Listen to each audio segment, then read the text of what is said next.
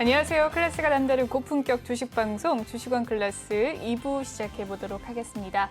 본방송에서 제공해드리는 정보는요. 투자 판단을 위한 조언일 뿐 투자 결정과 결과에 대한 책임은 투자자 개개인에 있다는 점 알려드리겠습니다. 그리고 최근에 저희 전문가들을 사칭하는 피해 사례가 나날이 늘고 있는데요. 저희는 1:1 유사 수신행위나 금전을 요구하는 등의 모든 불법 행위를 엄중하게 금지하고 있습니다. 네, 오늘은 신광사 전문가님과 함께하는 날인데요. 참여 방법 화면으로 살펴보시죠. 노란톡 오픈 채팅방 QR코드를 이용해서 참여하는 방법입니다. 휴대폰으로 노란톡을 오픈해 주시고요. 채팅방 목록을 클릭해 주십니다. 채팅방 목록을 클릭을 하시면 이 메뉴 오른쪽 상단에 돋보기 모양이 있어요. 클릭을 해 주시면 되겠습니다. 네, QR코드 스캔 버튼이 나오죠? 클릭을 해주세요.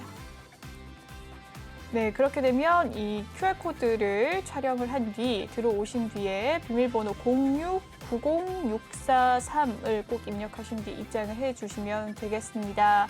네, 비밀번호가 꽤 길죠? 0690643입니다. 검색으로 들어오는 방법도 알려드릴게요. 노란톡 오픈 채팅 검색창에 이 주식왕 신광섭이라고 검색을 해주시고요. 0690643을 입력하신 뒤에 입장을 해주시면 되겠습니다. 그럼 톡방 분위기 잠깐 살펴보도록 할까요? 많은 분들께서 들어오셨습니다. 여신민정님께서 들어오셨고요. 주식킹님께서는 3분기 영업이익 1,603억은 공시 어디에 나와 있어요? 라고 남겨주셨네요. 아무리 봐도 이 영업이익이라는 이 숫자를 못 찾겠습니다. 라고 또 남겨주셨어요. 전문가님 혹시 이 부분에 대해서 좀 도움을 드릴 수 있으실까요? 네, 일단은 한번 화면 한번 보여주시면 제가 네. 이게 키움증권 기준이고요. 네. 보시면 투자 정보를 보시면 공시 뉴스가 있어요. 그러면은 금감원 전자공시가 있거든요. 이거 어디에도 다 있을 거예요. 다 있을 텐데 들어가 보시면은 보고서가 있죠. 분기 보고서가 쭉 있고 뭐 여러 가지 이제 반기 보고서도 있고 있는데 이번 분기 보고서 클릭해서 보시면 보고서가 열려요. 보시면은 이 내용 중에서 이제 영업이익이나 이런 건 재무제표에 있겠죠. 예, 재무제표 보시면 재무상태표, 뭐 자산, 유동자산 이런 것들이 있고 밑에 보시면 손익계산서에서 보시면 영업이익이 있어요. 여기 영업이익 있죠. 예, 영업이익이 있고 여기 보시면 여기 나와 있죠. 이렇게. 예. 요거를 지금 1,600 뭐 정확히 얘기하면 1,600 뭐 3억이 아니라 2억 7,920 뭐 이렇게 나와 있는데 네, 요거를 네. 요거를 지금 뭐 못 찾겠다고 말씀을 하시는 것 같고요. 일단은 여기 보시면 이렇게 가로로 돼 있는 건 적자를 얘기하는 거예요. 예, 그렇게 가로로 돼 있는 건 적자를 얘기하는 거고요. 그리고 이제 그냥 순서로 이렇게 숫자로 나와 있는 건 흑자를 얘기하는 거고요. 예, 이렇게 찾아보시면 될 것 같습니다. 네. 네, 주식킹님께서 이렇게 남겨주신 질문이시고요. 이 전자공시 분기 보고서에 표시되어 있는 매출과 영업이익 그리고 뭐 순이익의 숫자는 어디에 표시되어 있는지에 대한 질문에 대한 답변을 전문가님께서 해주셨습니다. 주식킹님께 또 도움이 되셨으면 좋겠네요. 많은 분들께서 또 남겨주시고 계십니다. 유님님께서는 제로투세븐에 대한 종목 상담을 남겨주셨고요. 예능보다 잼나는 주식방송이네요. 라고 또 남겨주셨습니다. 감사합니다. 림님께서는 안녕하세요. 이 시간을 기다렸습니다. 라고 남겨주셨는데요. 혹시 림님께서 가지고 계신 종목 고민 있으시면 남겨주시면 고맙겠습니다. 그럼 계속해서 이야기를 나눠보도록 하죠.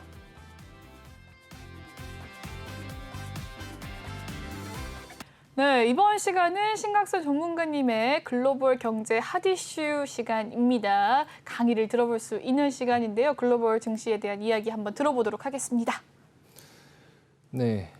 차트 한번 보여주시면 결론부터 얘기하면 시장은 지금 별거 없어요. 그러니까 너무 불안해하실 필요 없고 일단 다우 지수를 보시면 미국 증시를 보면 되게 편안하죠. 차트가 되게 편안하고 계속적으로 우상향하고 있는 그런 모습을 보여주고 있거든요. 근데 우리나라 증시만 지금 갖고 있는 종목들이 조금 약간 뭐 눌리고 막 하면서 좀 대부분의 분들이 계좌에 아마 이번에 FOMC 회의를 하고 나서 이 부분에 내려왔을 때 이 FOMC의 불확실성이 없어지고 나서 미국은 빠르게 올라갔는데 우리나라 증시는 아직도 여기에 있는 거죠. 그러니까 이제 그렇다 보니까 종목들이 아직 좀 마이너스인 상태로 있는데요.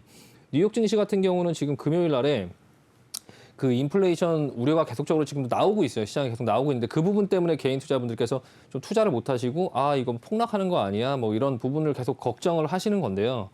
일단 그 지난주에 이제 10월 소비자 물가 지수가 나왔죠. 뭐 어마어마하게 나왔어요. 6.2%. 그러니까 전년 동기 대비 6.2% 상승이죠. 그러니까 연준이 해야 될 일, 꼭 해야만 하는 일이 이제 그 물가를 항상 유지를 잘 하고 그리고 이제 그 고용에 대해서 신경을 쓰는 그러니까 연준이 해야 되는 그 두 가지가 그거죠. 고용과 물가 유지. 근데 이제 연준이 목표로 하는 건 2%예요. 근데 지금 전년 동기 대비 6.2%로 나왔단 말이에요. 근데 지금 이 부분을 가지고 이제 그 파월이나 이런 연준에서는 일시적인 거다. 공급망 때문에 이제 그런 부분의 현상이 좀 일시적으로 나오는 거다 하면서 시장의 우려를 좀 잠재우고 있는데 시장은 계속 그 부분을 의심하고 있죠. 혹시나 나중에 통제 못 해갖고 옛날에 볼커처럼 막 금리를 막 인상하는 거 아니야? 그래서 시장 망가뜨리는 거 아니야? 이런 부분을 이제 좀 걱정을 하는 건데요. 일단 인플레이션이 좀 생각보다 좀 오래 가고 있는 건 맞아요. 근데 이제 그 계속적으로 주식시장에서는 이렇게 6.2% 이런 어마어마한 상승이 나옴에도 불구하고 시장은 흔들리지 않고 있죠. 이런 모습을 보면 시장에서는 사실 계속 우리는 그런 자극적인 기사에, 그러니까 그 기사에 너무 민감하게 보실 필요가 없어요. 그 기사라는 거는 목적 자체가 팩트를 그 개인분들께 알려주기 위한 게 아니라 많이 일으키기 위한 거죠. 광고를 실어서.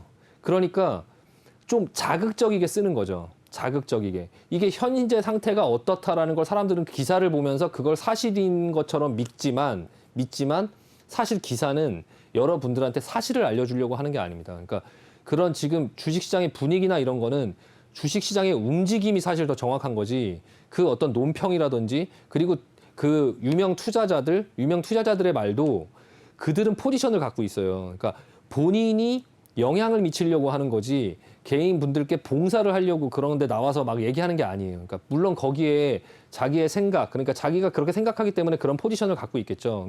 주식을 내가 쉽게 얘기하면 어떤 주식을 사면 그 주식이 올라갈 거라고 생각하고 샀으니까 그럼 그 주식이 올라갈 거라고 계속 얘기를 하겠죠. 그러니까 그 테슬라를 공매도했던 그 사람 이름이 갑자기 생각이 안 나는데 옛날에 2008년도에 그 금융위기를 맞췄던 그 숏배팅을 해갖고 크게 수익을 냈던 그 사람도 결과적으로는 테슬라에 계속 숏배팅을 하다가 포기했죠. 예, 포기하고 계속적으로 그 사람 나와서 뭐 망할 거다, 뭐 테슬라 뭐 어떻게 될 거다, 아니면은 뭐 하이 인플레이션이 올 거다, 인플레이션 올 거다 계속 얘기를 했지만 사실 시장은 지금 멀쩡하죠. 그러니까 일단은 너무 시장에 막연한 그런 두려움을 갖지 말자. 이번 주 같은 경우도 이제 인플레이션에 시장은 굉장히 신경을 많이 쓰고 있을 거예요. 근데 그 인플레이션 지표가 6.2% 이렇게 높게 나왔음에도 불구하고 국채 금리는 그렇게 크게 오르지 않으면서 시장에 그렇게 불안감을 조성하지 않았어요. 그러면서 국채 금리가 크게 올라가지 않으니까 나스닥 주식들 위주로 상승이 계속적으로 나왔고요. 근데 이제 인플레이션이나 이런 부분들이 시장에서 어느 정도 좀 소화가 되고 있는 모습이 보여지고 있어요. 근데 대신에 이제 금리 선물, 그러니까 시카고 상품거래소에서 보면 금리 선물이 있는데 그 금리 선물이 9월에 금리를 인상할 가능성이 이제 점점 높아지고 있어요. 지금 89.6%까지 올라왔거든요.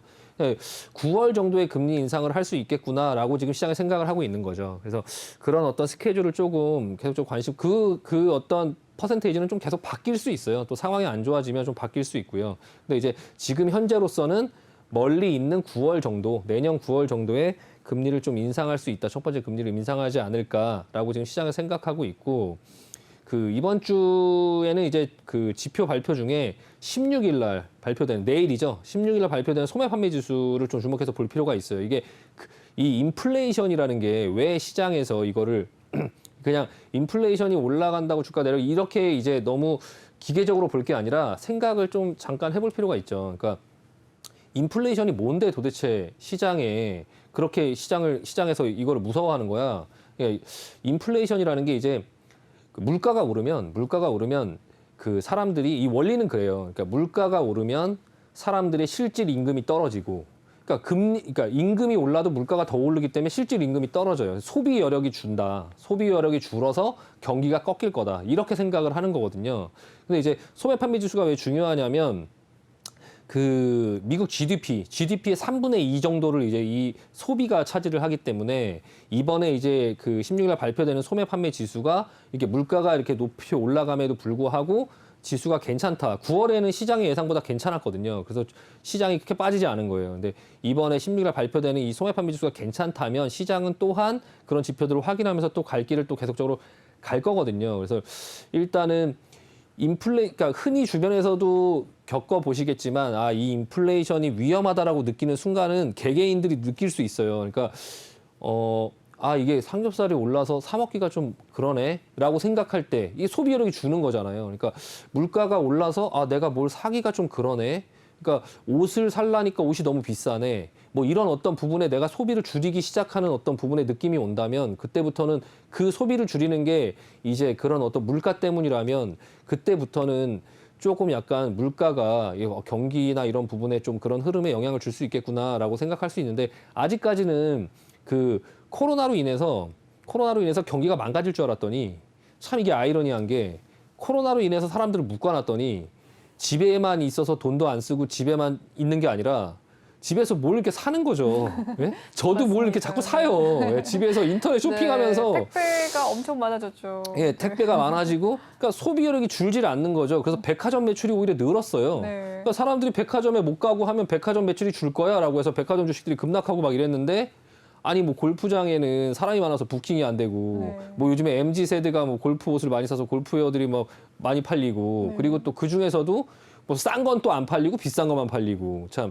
뭐 집에 있다 보니까 텔레비전을 바꿔야 되고 가구를 바꾸고 어차피 놀러도 못 가니까 맞아요. 나 인테리어를 하겠다 막 이러고 그러니까 아직까지 우리 주변에서 물가가 6.2%가 올랐다고는 하지만 사실 뭐가 비싸서 아직 뭐를 안 산다 이런 상황은 아직 아니거든요. 그러니까 그게 약간 이 주가가 올라가는 이런 자산들의 상승, 집 가격이 올라가는 자산들의 상승, 코인이 올라가는 이런 자산들의 상승 이런 것들이 영향을 아마 복합적으로 미치고 있는 것 같아요. 그래서 아직까지 그런 자산들이 내려오려고 하지 않기 때문에 아직까지는 그런 소비 여력이나 이런 부분들이 인플레이션을 좀 소화할 수 있는 그런 단계에 있지 않나. 그리고 지금 이 금리 인상이라는 것도 미국에서 이제 바꿨죠. 그러니까 물가가 일순간에 6.2% 오른다라고 해서 금리 인상을 선제적으로 하지 않겠다라고 얘기를 했어요. 그러니까 평균 물가 목표제라고 해서 여태까지 물가가 이제 사실 이 금융시장이나 이런 자산시장에서 제일 무서운 건 디플레이션이거든요. 잃어버린 10년.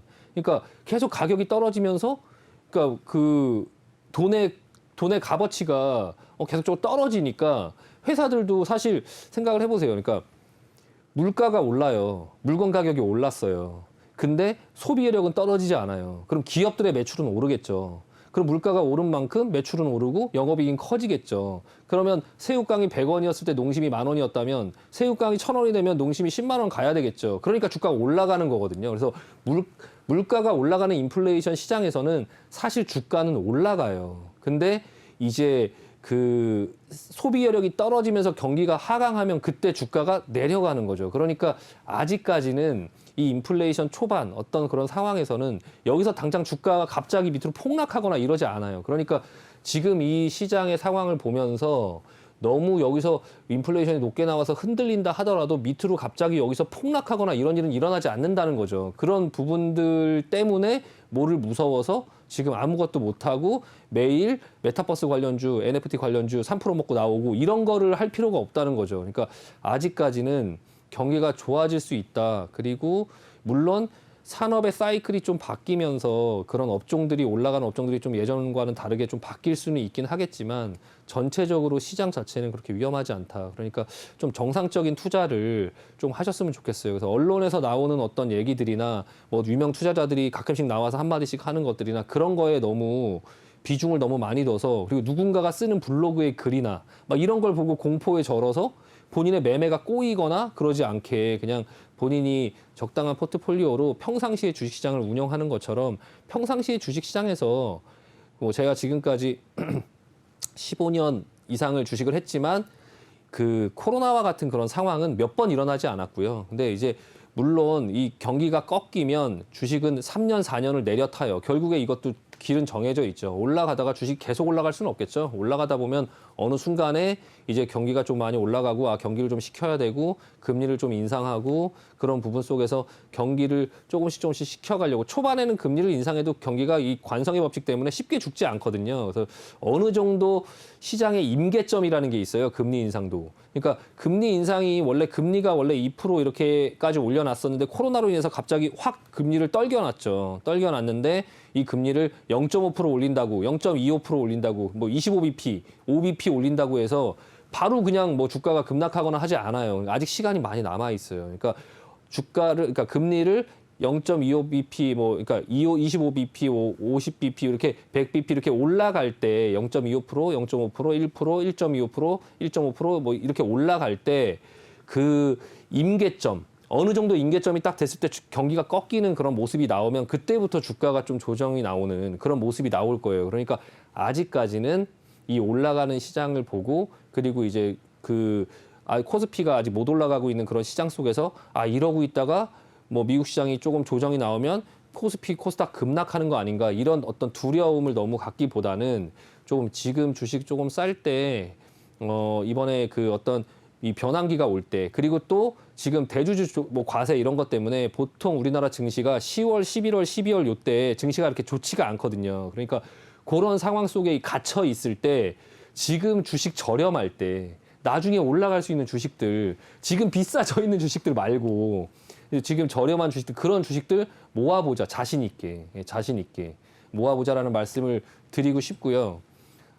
그리고 제가 뭐 하나를 지금 말씀드리고 마무리를 하려고 했는데 네. 말씀을 드리다가 지금 까먹었어요. 뭐 했어요? 생각이 방금 나면 저렴할 때 매수해보자라고 다시 생각해서 또 박앤세일이 말씀을 생각이 났었는데. 네, 있도록 하겠습니다. 좀 자신 있게 주식을 매매하시면서 거래하시면 될 것 같습니다. 혹시 생각나시면 또 다시 얘기를 해주시면 네, 되니까요. 알겠습니다. 네. 아니면 뭐 네. 또 나중에 기억나시면 방송 끝나고 톡방에 또 올려주시면 되고요. 네, 알겠습니다. 네. 네. 여기까지 신강섭의 글로벌 경제 핫 이슈 오늘의 주식 강의 여기서 마무리를 좀 짓도록 하고요. 다음 코너 넘어가 보도록 하겠습니다.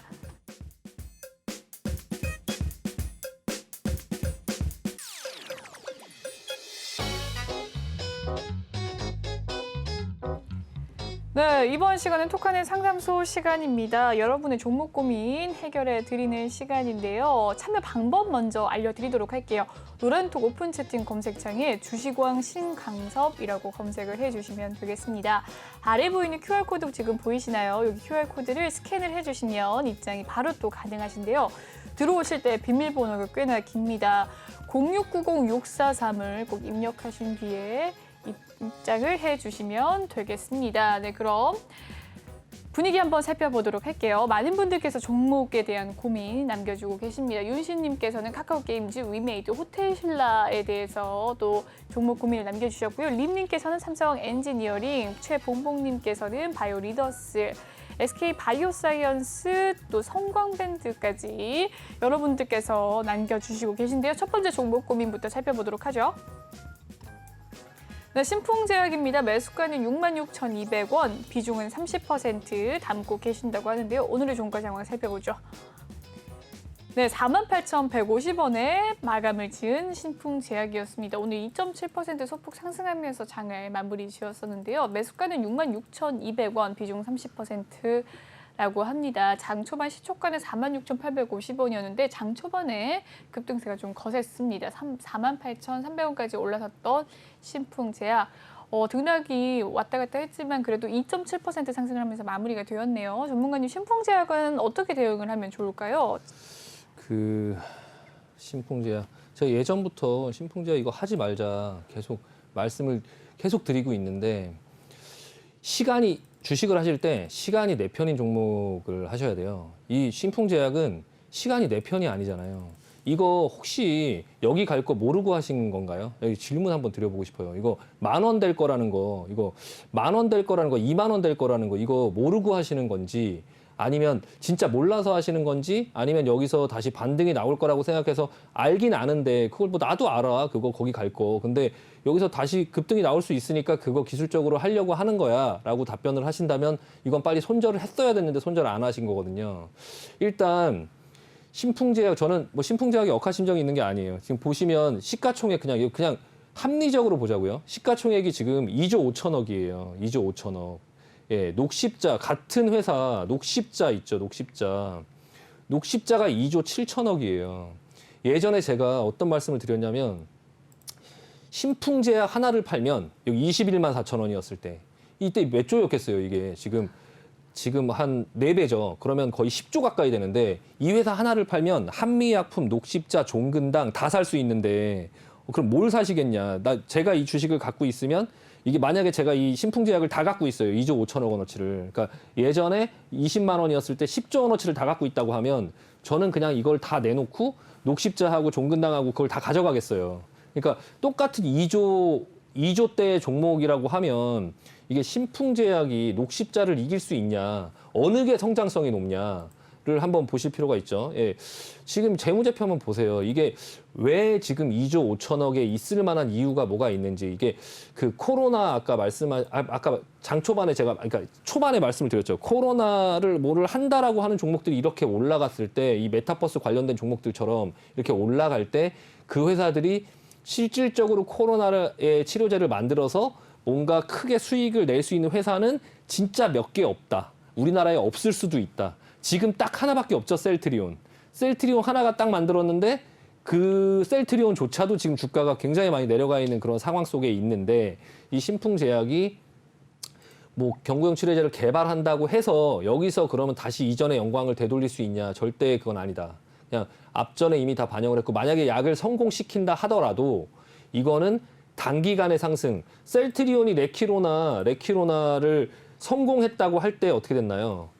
급락했어요, 그냥. 예, 내려왔죠. 이 신풍제약은 다를까요? 다르지 않습니다. 그러니까 신풍제약 같은 경우는 시간이 일단 내 편이 아니다. 이거 지금 안타깝지만 66,000원에 30% 갖고 계신데 어떻게든지 이거 지금 빠져나올 각을 봐야 돼요. 그러니까 지금 상황에서 당장 손절하라는 말씀은 아니고, 이게 주가가 내려올 때도 앞전처럼 이렇게 그냥 급락을 하진 않죠. 내려오다가 또 이렇게 옆으로 기다가 또 잠깐 반등 나왔다가 10만 원도 갔다가 또 여기서 급락하고, 이렇게 올라가면 시간이 내 편이 아니기 때문에 여기서 매도세가 쏟아지겠죠. 시간이 내 편이 아니기 때문에. 이거 오래 들고 있으면 오래 들고 있을수록 점점 손해보는 구조가 나올 텐데, 그러니까 올라가기만 하면 때리고 올라가기만 하면 때리고, 이런 상황에서 시장이 안 좋으면 줄줄줄 흐르고, 옆으로 기다가 뭔가 이제 얘기가 나오면 잠깐 급등했다가 또 내려가고, 그러다가 시장이 안 좋아지면 또 줄줄 흐르고, 이런 식으로 계속 내려올 거예요. 그러니까 그 부분을 조금 명심하셔야 되고요.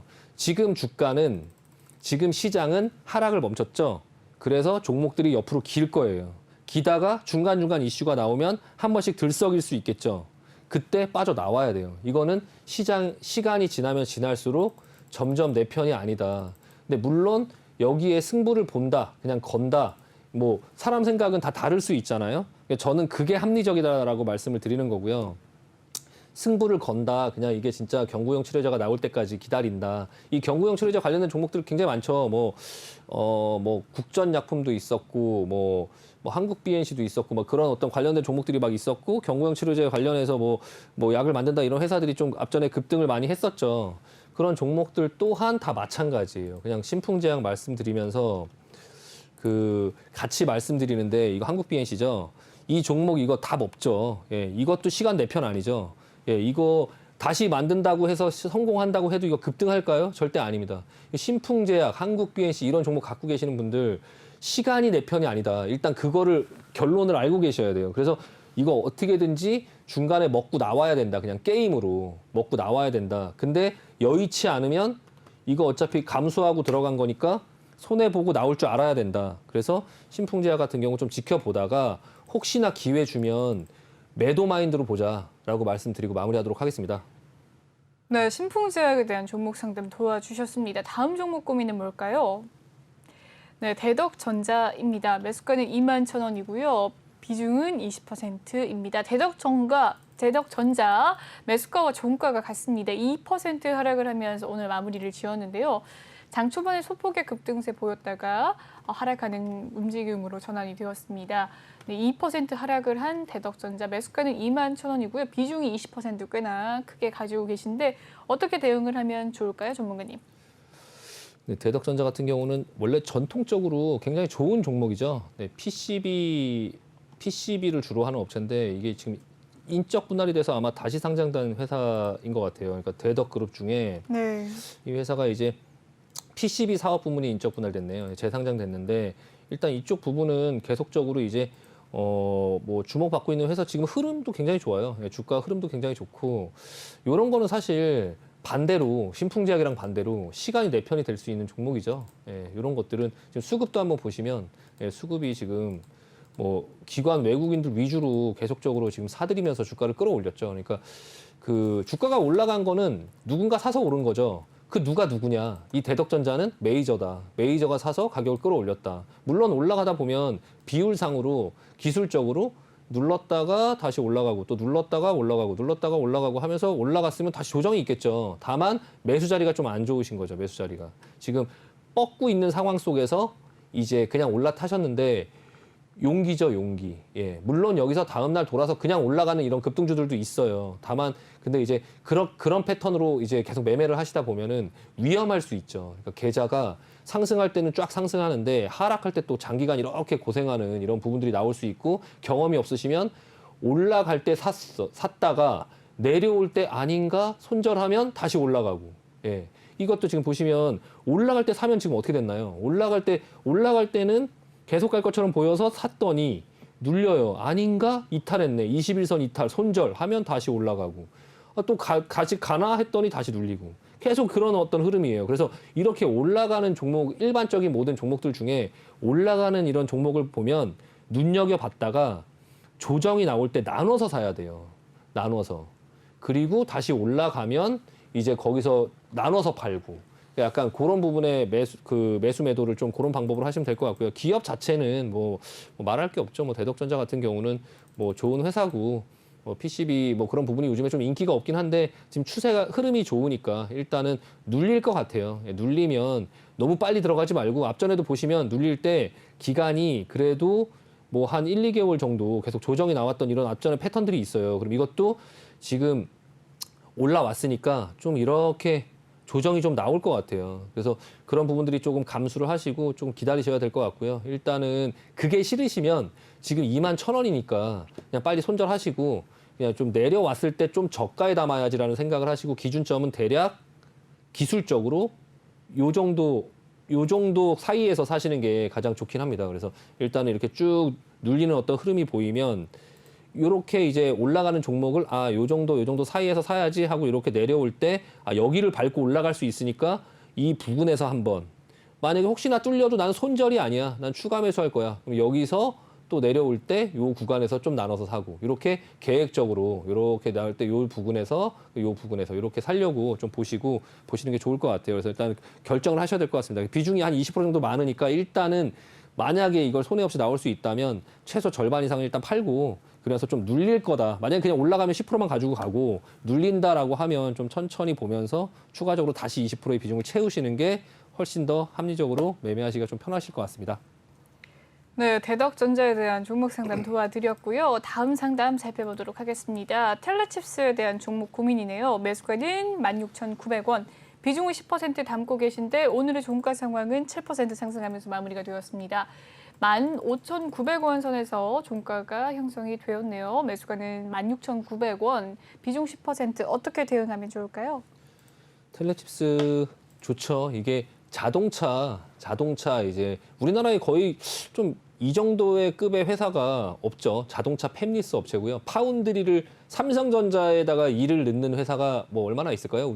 우리나라에. 이 회사가 그래요. 이 회사가 자기네들이 반도체를 설계해서 삼성전자에다가 이제 그 주문을 넣고 삼성전자에서 만들어주는 반도체를 가지고 현대차나 기아차에 납품을 하는 그런 어떤 회사고요.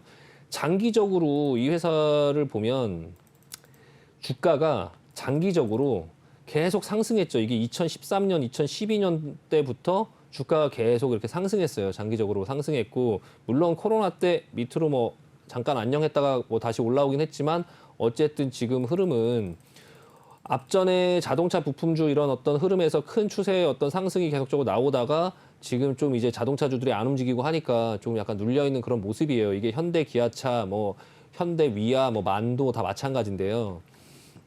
이 종목도 약간 투자의 마인드로 좀 볼 수 있다.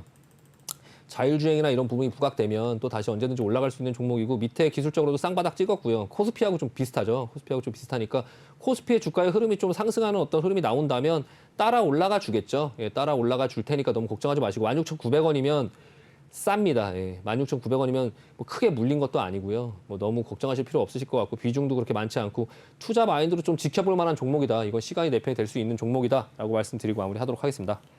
네, 텔레칩스 시간이 내 편이 될 수 있는 종목이다라는 이야기 남겨주셨네요. 다음 종목 고민 살펴보도록 하겠습니다. SK 바이오사이언스에 대한 종목 고민이시네요. 매수가는 25만 6천 원, 비중이 꽤나 큽니다. 50% 담고 계시고요. 오늘의 종가 상황은 24만 2천 원에 마무리가 되었습니다. 2% 상승을 하면서 마무리가 된 SK 바이오사이언스이고요. 장중에 24만 3,500원까지 터치를 하기도 했었습니다. 어떻게 보십니까? 매수가는 25만 6천 원이고요. 비중이 50%, 오늘 종가는 24만 2천 원인데 어떻게 대응을 하면 좋을까요, 전문가님? 네, 일단은 그 신규 상장되고 나서 추세가 어느 정도 만들어졌죠. 만들어졌으니까 해볼만 해요. 해볼만 하고 25만 6천 원 정도의 50% 정도를 사셨다고 하셨는데 일단 이 회사가 지금 그 여러 가지의 부분들의 이슈가 있죠. 뭐 그 백신도 만든다고 하고 지금 일단 수급 자체는 옆으로 이렇게 기는 와중에서 이제 메이저들은 사고 있죠. 이렇게 사고 있어서 주가가 안 빠지고 있어요. 주가가 안 빠지고 있고 다만 그냥 기술적으로 보면 이 부분에서 조금 약간 지루하게 움직일 수 있겠죠. 지루하게 좀 움직일 수 있을 거고 이 회사가 지금 가장 특징적인 거는 이제 그 뭐 노바백스 백신을 생산한다 아니면 뭐 자체 뭐 백신을 뭐 거의 개발할 수 있는 그런 상황이 왔다 뭐 그런 어떤 얘기들 때문에 계속적으로 조금 뭐 흐름이 괜찮고요. 근데 뭐 대표적으로 바이오주 중에 그래도 우리나라에서 꽤 그래도 이름 있는 회사고 그 성장성이나 이런 부분들 물론 이제 지금 비싸긴 해요. 18조 5천억. 예, 시가총액이 18조 5천억이죠. 18조 5천억. 매출이 한 2천억 정도. 근데 이제 어떤 그런 부분의 상승이나 이런 부분 근데 주가의 상승은 또 이 매출이나 이런 부분하고 또 절대적으로 비교할 수 없는 또 그런 부분이 있기 때문에 멀티플 많이 부여를 했기 때문에 좀 많이 앞전에 많이 올라왔고요. 많이 올라왔으니까 이게 좀 어느 정도 조정이 나온 거죠. 사실 아까 그 어느 정도 올라가면 또 조정이 나올 수 있다라고 하는 어떤 부분에서 말씀을 조금 드리면 이런 종목들은 또 조정을 기다리면 못 사죠. 이런 종목은. 예, 그래서 기다리다가 조정해서 사면 또 이렇게 물리는 이런 상황들이 나오긴 하는데요.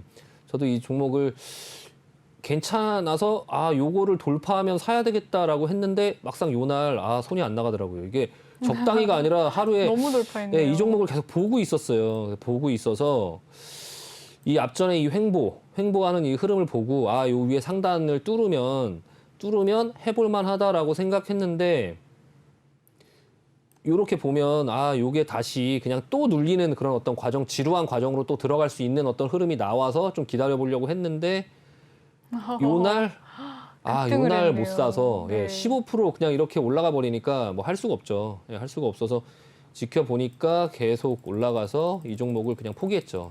이 종목 노리고 있었는데 못했어요. 근데 어차피 이 종목 아니더라도 또 다른 종목들을 계속적으로 하다 보면 또 할 수 있는 기회가 오겠죠. 말씀드리고 싶은 건 이렇게 올라가는 걸 봐도 너무 위험하게 하지 말자. 그러니까 메타버스, NFT 관련주 이렇게 올라가는데 막 위메이드 이런 거 막 올라가는데 못 샀다고 여기서 조정 나올 때 여기서 잡지 말자. 그런 말씀을 일단 드리고 싶고요. 이 종목은 좀 기다리면 결과적으로는 올라갈 수 있지 않을까 싶어요. 다만 비중 50%를 갖고 있으면 어떤 부분에 문제가 있냐면요.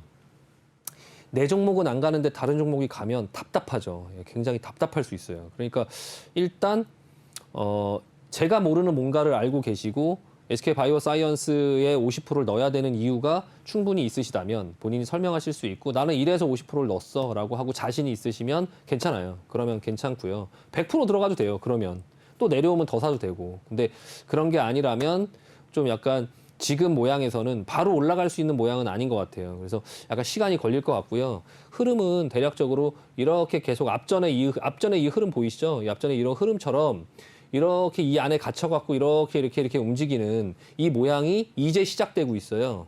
그러니까 길어질 수 있다는 거죠. 앞전처럼 이렇게. 그러니까 좀 지루할 수 있다는 거를 조금 알고 계셔야 돼요. 그래서 만약에 그게 싫으시다면 26만 원 정도 이 상단을 터치할 때 한 26만 원 정도 25만 6천 원 이상 금액을 한번 주면 일단은 지금 여기 보면 상단 여기를 터치하고 또 내려갈 수 있거든요. 요 상단과 하단에서 움직일 수 있어요. 그러니까 요 상단에서 일단 조금 매도를 하고 그리고 나서 다시 그래도 사고 싶으면 다시 내려와서 또 여기서 지지가 되면 여기서 또 다시 사면서 금액을 20만 원 초반대에 맞춰서 50%를 들고 있어 보자. 만약에 어떤 이유가 있다면 그렇게 조금 컨트롤 해보자. 좀 만져보자라는 말씀 드리고 마무리하겠습니다. 네, SK 바이오사이언스에 대한 이야기 남겨주셨습니다. 톡방 참여 방법 다시 한번 설명을 해드릴게요. 노란톡 오픈 채팅 검색창에요. 주식왕 신광섭이라고 검색을 해주시면 되겠습니다. 아래 보이는 QR코드 스캔하셔서도 입장이 가능하시니까요. 많은 참여 부탁드리겠고요. 비밀번호 0690643입니다. 들어오실 때 이 종목명과 매수가 그리고 비중 남겨주셔야 또 상담이 되니까요. 많이들 남겨주시길 바랄게요. 네, 다음 상담 넘어가 보도록 하겠습니다. 다음 상담은 성광밴드고요. 매수가는 1,400원입니다. 비중은 10% 가지고 계시고요. 오늘의 종가 상황 8,490원에 마무리가 된 성광밴드 0.7% 약보합권에서 마무리가 되었습니다. 비중 10%고요. 매수가는 1,400원 선입니다. 성광밴드 어떻게 대응하면 좋을까요, 전문가님?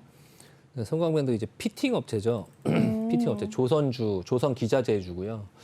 조선 기자재주, 뭐 태광, 네. 성광밴드, 네. 뭐 하이로 코리아, 뭐 이런 회사들이 이제 같이 조금 움직이는, 그리고 이제 뭐 PMT라든지 이런 그런 어떤 피팅 회사들이 여러 종류의 회사들이 있는데요. 일단은 요즘에 이제 조선주의 흐름 자체가 조금 돌아서려고 하니까 일단은 좀 버텨보자. 일단 결론부터 말씀드리고요. 지금 주가의 차트는 큰 흐름으로 봤을 땐 이래요. 그러니까 참 과거의 영광이 참 아쉬운 그런 회사죠. 그러니까 시대의 흐름이 바뀌면서 아 이게 조선주가 옛날에 진짜 우리나라 전 세계 1위 조선 뭐 일감이 막 뭐 5년치 10년치가 막 밀려 있다라고 하고 막 수익성도 좋고 막 그래서 엄청 크게 상승할 것처럼 막 얘기를 많이 했었는데 그 이후에 지금 주가가 뭐 거의 회사들이 다 망할 뻔했죠. 현진 소재, 뭐 태웅은 지금 뭐 거래 정지됐고요. 그러니까 그런 식으로 지금 좀 레벨이 다운돼 있는데 큰 흐름을 보면 이 앞전에 이런 어떤 이런 흐름 속에서 좀 살아나는 어떤 흐름의 모습이 나오고 있죠. 이게 그 짧게 하루하루를 매일 지켜보시면 지겨울 수 있지만 이 종목은 지금 알게 모르게 살아나고 있어요. 지금 보시면 큰 흐름에서 이렇게 눌려있던 이 이평선들을 돌려서 지금 정방향으로 이제 돌리고 있고 물론 이제 지수가 안 좋아지면서 좀 약간 밑으로 내려오긴 했지만 뭐 충분히 살려낼 수 있지 않을까. 지금 조선주의 업종 자체가 살아나고 있기 때문에 성광밴드라는 종목을 보시려면은 성광밴드만 보면 안 되고 사실 조선주들을 같이 봐줘야 돼요. 그래서 조선주의 흐름이 살아나면 같이 살아나죠, 당연히. 예, 같이 살아나는 어떤 흐름으로 나올 텐데 일단 한국조선해양이라든지 뭐 현대미포조선이라든지 그런 회사들의 흐름이 마찬가지로 성광밴드와 마찬가지로 크게 눌렸다가 지금 다시 살아났다가 다시 좀 눌려 있는 그런 상황이죠. 그렇다 보니까 같이 좀 눌려 있는 거예요. 그래서 일단 성광밴드라고 생각을 하면 버티기가 조금 힘드실 수 있는데 아, 진짜 조선주를 내가 하나 갖고 있다라고 생각을 하시고 포트폴리오 상에서 아, 나는 그냥 한국 조선해양이나 뭐 현대미포조선 대신 성광밴드를 샀다라고 생각을 하시고 좀 약간 기다려 볼 만은 하지 않을까. 다만 이제 근데 지금 시장이 대형주가 가는 현대미포조선이 갈 것이냐, 성광밴드가 갈 것이냐. 그 부분을 이제 주식은 항상 시황을 보고 전체 시황, 아 시황이 올라갈 거야. 그냥 지금은 인플레이션이고 뭐고 주가는 올라가 아직 상승 여력이 있어라고 판단할 때 그 중에 나는 조선주 섹터를 하나 할 거야. 그러면 그 중에서 어떤 거를 하나 할까라고 보셔야 돼요.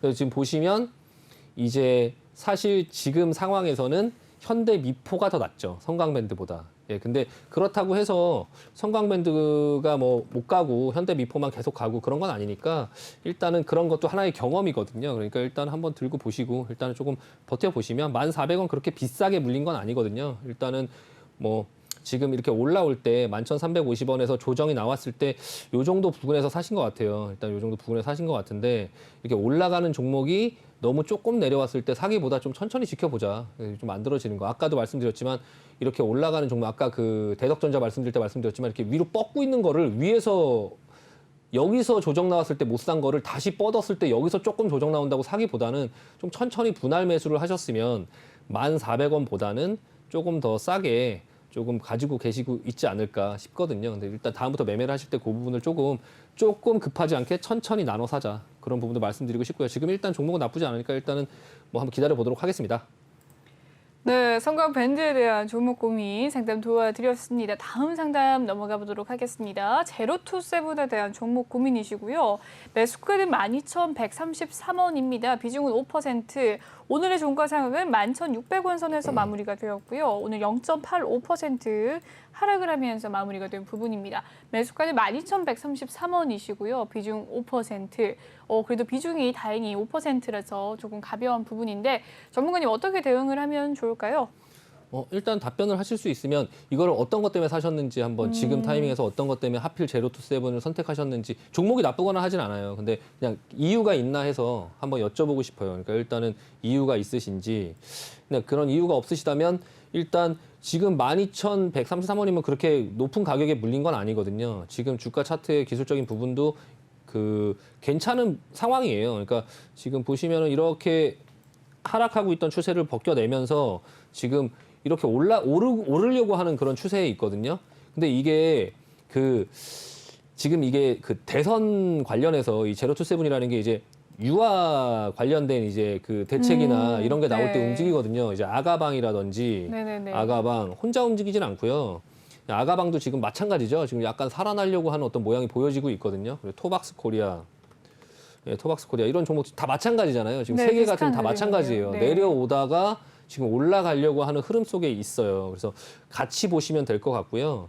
이게 지금 대선이 한 3개월 정도 남았는데 대선을 할 때 뭔가 하나는 있을 거예요. 뭔가 한 방은 있을 것 같다. 그러니까 제가 말씀드리는 이런 부분 때문에 사신 거면 이제 대선 할 때 혹시나 이제 유아 관련 대책, 저출산 대책 이런 부분이 나와서 슈팅 이후로 한번 나온다. 그럼 거기서 그냥 무조건 그냥 팔고 나오고 그리고 이제 만약에 제가 모르는 뭔가가 있어서 사신 거면 그냥 그거는 한번 보유해 볼 만한데요. 일단은 그런 게 아니시라면 일단 특별히 이유가 없으시다면 지금 뭐 주가는 좀 약간 소폭 물리긴 했지만 크게 뭐 우려할 건 없다. 이 종목은 지금 오르려고 하고 있다. 오르고 있다가 뭔가의 어떤 얘기가 나올 거예요. 그래서 제로투세븐뿐만 아니라 아가방 컴퍼니, 토박스 코리아 전부 다 그걸 기다리고 있거든요. 그러니까 기다리는 모양이니까 좀 기다려보자. 이런 종목은 뭐 회사의 재무제표나 이런 게 필요가 없죠. 그러니까 아까 뭐 답변을 하셨으면 제가 재무제표도 보여드리고 하려고 했는데 그런 게 아니시라면 그냥 기술적으로만 보시고 좀 기다려보도록 하겠습니다. 네, 제로투세븐에 대한 종목 고민 상담 도와드렸습니다. 다음 상담은요. 카카오 게임즈입니다. 매수가는 97,500원, 비중은 7%라고 하는데 오늘의 종가 상황은 97,200원 선에서 마무리가 되었네요. 소폭의 강보합권에서 마무리가 된 부분이고요. 최근에 카카오 게임즈 주가 흐름 좋았는데 계속해서 이 장기 랠리 이어갈 수 있는지 전문가님 대응 부탁드립니다. 카카오 게임즈 잘 모르겠습니다, 이거. 일단은 기술적으로 네. 쌍봉이에요. 맞습니다. 저도 이거를 카카오게임즈 이 밑에서 사긴 했었는데요. 올라올 때 올라올 수는 있겠다. 다만 여기까지만 상승하면 이 정도 권역까지만 하자라고 생각을 했는데 그 권역에서 지금 흔들리고 있거든요. 네. 근데 주가가 이렇게 지금 이제 흔들리다가 올라갈지 아니면 내려올지 이 부분을 누가 알 수 있을까요? 일단은 카카오 게임즈가 지금 7조 2천억 정도 되고요.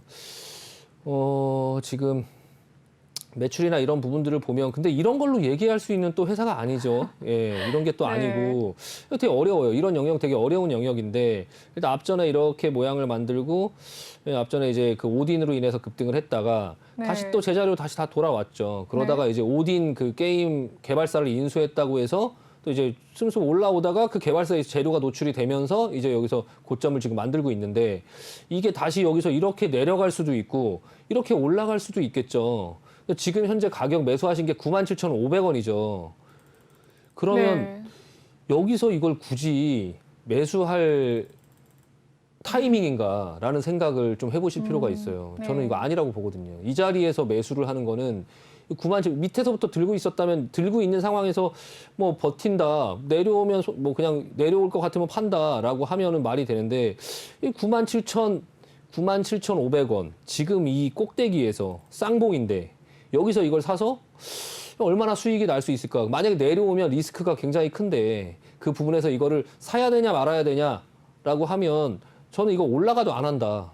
라고 말씀드리고 싶어요. 이거 올라간다 하더라도 내가 알 수 있는 영역이 아니기 때문에 너무 위험하다. 그냥 97,500원이고 전혀 거의 현재 본전 부분이신데 수급 괜찮죠? 밑에 보시면 예, 수급 괜찮아요. 수급 괜찮은데 수급 괜찮고 하지만 그냥 습관을 조금 이렇게 쌍봉으로 이렇게 좀 전고점 부근에 있는 건 가급적 사신다 하더라도 좀 조정 나오는 아까 말씀드렸죠. 천천히 조정 나오는 거 좀 지켜보다가 사자. 그리고 나눠 사자.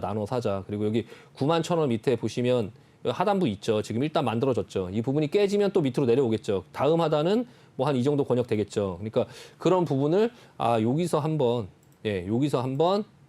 이 사이에서 한번 나눠서 그래서 나중에 여기를 밟고 매물대를 밟고 다시 올라간다고 하면 그렇게 편안하게 하자. 지금 일단 97,500원에서 비중 좀 줄였다가 천천히 조정 나오는 부분들 아니면 현금이 많이 있으시면 비중이 7%라고 해서 비중이 많지는 않잖아요. 근데 현금이 많이 없으실까 봐 제가 말씀드린 건데 현금이 많이 있으시면 기다려보자. 좀 기다려보고 내려올 수 있다라는 거 감안하시고 그리고 나눠서 좀 사서 나중에 이후 상황 보자라고 말씀드리고 마무리하도록 하겠습니다. 네, 카카오 게임즈에 대한 종목 상담 도와드렸습니다. 다음 상담은요. 홀텔 신라입니다. 매수가는 91,100원, 비중은 7% 가지고 계신데 오늘의 종가 상황은 81,800원이네요. 호텔 신라 0.62% 상승을 하면서 마무리가 되었는데 매수가는 91,100원이었습니다. 어떻게 보십니까? 비중은 역시나 7%라고 하네요. 일단 결론 버텨야죠. 버텨야죠. 어쨌든 굉장히 어려운 상황이긴 해요. 와, 코로나 진짜 지겹네요. 코로나. 뭐 네. 확산되고 뭐 하고 또 다시 되는가 싶더니 또 다시 그렇게 지금 벌써 2020년부터 지금 거의 2년 가까이를 끌고 오고 있는데 맞습니다. 또 이번에 위드 코로나 해서 뭐 하고 뭐 한다고 했더니 또 다시 뭐 확진자가 늘어나서 뭐 네덜란드 네. 봉쇄하고 또 유럽이 난리더라고요. 유럽은 또 그러고 있어요. 네. 그러니까 우리나라 또 종목들도 뭐 여행주 뭐고 뭐 위드 코로나 한다고 해서 기대감에 또 움직이고 뭐 화이자에서 경구용 치료제 나온다 뭐 머크에서 경구용 치료제 나온다 해서 또 호재로 뭐 아메리칸 에어라인스나 뭐 이런 외국 항공사들도 막 이렇게 크게 상승하고 했었는데 아니 막상 또 뚜껑 열어보니 또 이거 뭘 할 수 있는 상황이 또 아니다. 이 면세점 관련주죠. 면세점 관련주. 네. 호텔신라. 면세점 관련주. 거기에 이제 실적이 뭐 안 좋다라는 어떤 부분의 얘기가 나오면서 민감하게 또 반응을 하면서 하락을 했는데요. 레벨 다운을 했는데 여기서 팔 수는 없죠. 여기서 팔 수는 없고 이거 파는 자리는 아니에요. 파는 자리는 아니고 일단은 좀 더 내려올 수 있겠죠. 거래량이 조금 터졌고 하지만 이제 기관들이나 뭐 금융투자나 사모펀드에서 나오는 이 기관들은 사실 단기적인 성향이 많아서 이거는 볼 수 있는 상황은 아니에요. 그러니까 얘네들은 단기적인 어떤 매매를 하거든요. 그러니까 좀 뭐 외국인들이 파는 거는 좀 줄어들고 있고 일단은 상황을 좀 보긴 해야 되는데 비중 7%면 추가 매수는 하지 마세요. 이거 한 번 더 레벨 다운 할 수 있어요. 그러니까 한 번 더 레벨 다운 할 수 네. 있고 이게 여기가 이제 시간 별로 없는데 한 번 더 레벨 다운을 하면 거긴 손절 자리가 진짜 아니에요. 만약에 이게 비중이 많으면 현금이 없으면 손절을 할 수 있는 그런 자리긴 한데요. 자, 한번 보여드릴게요. 셀트리온 네. 한번 보여드릴게요. 이게 비슷하거든요. 아하, 네. 보시면 이 자리는 처음에 머크에서 경구용 치료제 나왔다고 해서 여기서 급락할 이 자리 장 초반에 여기선 손절 자리가 맞아요. 근데 이후에 한 번 더 나왔죠. 파이자. 이 자리는 손절 자리가 아니에요. 그러니까 지금 한번 내려오고 옆으로 기고 그러고 나서 그렇게가 아니니까 다시 살리려고 했는데 화이자 얘기 나오니까 다시 한번 떨어졌는데 손절 자리가 아니니까 바로 이틀 만에 밀고 올라오고 그리고 나서 이 자리에 와 있는 거예요. 그러니까 이 자리가 손절 자리였으니까 그 자리를 지금 뚫기가 쉽지 않은 거죠. 그러니까 제가 시간이 조금 걸릴 것 같다라고 말씀드리는 거고요. 호텔 신라 같은 경우도 약간 이런 식으로 사람을 괴롭힐 수 있어요. 이게 괴롭힐 수 있는데 좀 멀리 보자고요. 멀리 보면 언젠간 면세점 되겠죠. 언젠간 면세점 될 거고 지금 오랜 기간 동안에 충분히 계속적으로 지금 못 가고 이러고 있는데 지난번에 그 난리 났을 때 6만 원인데 지금 8만 원이에요. 이거 뭐 내려가 봐야 뭐 얼마나 더 내려갈 수 있겠습니까? 그러니까 지금 이 자리에서는 조금 버텨볼 구간이지 않나. 다만 여기에 계속적으로 현금을 밀어넣으면서 안 가는 종목에 계속 현금을 밀어넣어서 다른 거를 할 수 없게 답답하게 되면 오히려 못 버티니까 비중 7% 괜찮고요. 좀 천천히 지켜보자. 그리고 이후 상황 보면서 대응하자. 한 번 더 내려갈 수 있다. 그때는 손절 자리 아니고 그때는 조금씩 담아보면서 상황 볼 수 있다라고 말씀드리고 마무리하도록 하겠습니다. 네, 여기까지 종목 상담 도와드렸습니다. 인사드리도록 할게요. 전문가님 오늘 고생 많으셨습니다. 네, 수고하셨습니다. 네. 네. 본방송에서 제공해드리는 정보는요, 투자 판단을 위한 조언일 뿐 투자 결정과 결과에 대한 책임은 투자자 개개인에 있다는 점 다시 한번 말씀드리겠습니다. 그리고 최근에 저희 전문가들을 사칭하는 피해 사례가 다날이 늘고 있는데요. 저희는 1:1 유사 수신행위나 금전을 요구하는 등의 모든 불법 행위를 엄중하게 금지하고 있습니다. 네, 2부는 여기서 마무리를 짓도록 하고요. 저는 3부에 다시 찾아뵙도록 하겠습니다. 시청해주신 여러분 고맙습니다.